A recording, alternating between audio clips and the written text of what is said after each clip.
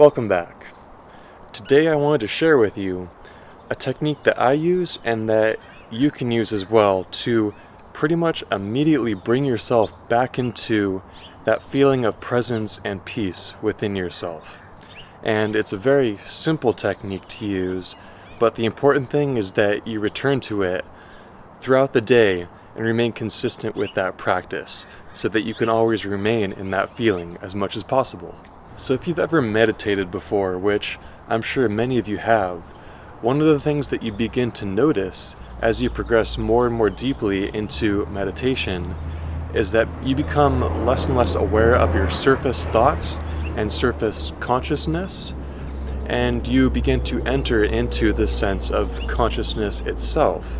You become more simply aware, and you are able to be aware of your thoughts as they cross your mind, and that way you are able to remain present and focused.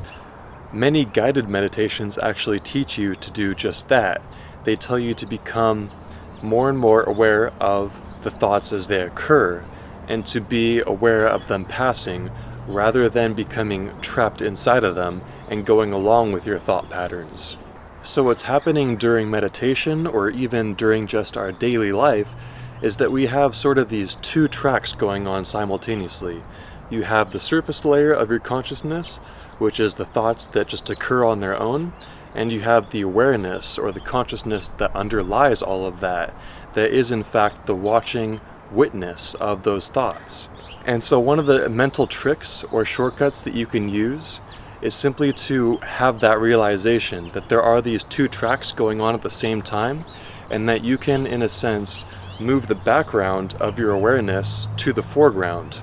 You can shift the two so that you are now that awareness, that consciousness, and that presence, and you are able to remain aware of your thoughts and your emotions as you go through the day.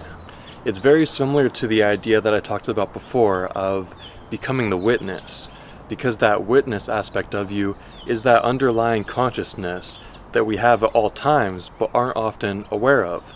And so all we need to do is simply move that into the foreground. And when you do this, you are actually realizing the ultimate goal, in a way, of meditation and yoga and other practices, which is to link up your individual soul and individual spirit with the Spirit of God. Because the presence that you feel within yourself in the deepest of meditation, or when you are acting as the witness and as the perceiving consciousness, that is one and the same as the presence of God. You are able to feel the presence of God within yourself. And so you are realizing that ultimate goal.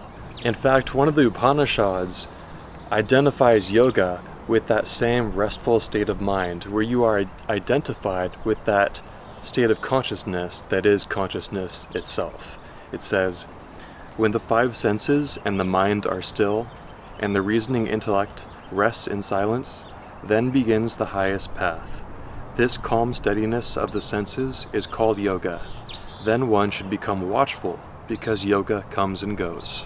And the Bhagavad Gita explains it in much the same way, as when you enter that place of stillness, your individual soul, the Atman, is able to become one with Brahman, the Supreme Spirit or God. And it says, "When the mind of the yogi is steady and finds rest in the spirit, when all restless desires have vanished, then he is a yukta, one who has attained yoga. This supreme joy comes to the yogi whose heart is still, whose passions have found rest. He is free from all sin and is one with Brahman." So when you are able to realize more and more that state of stillness within yourself, of presence and just pure awareness, and being able to remain conscious of your thoughts on a day-by-day basis, you are in a way attaining that supreme goal, and you are becoming aligned with God. So I hope this was helpful for you, and I'll see you in the next one.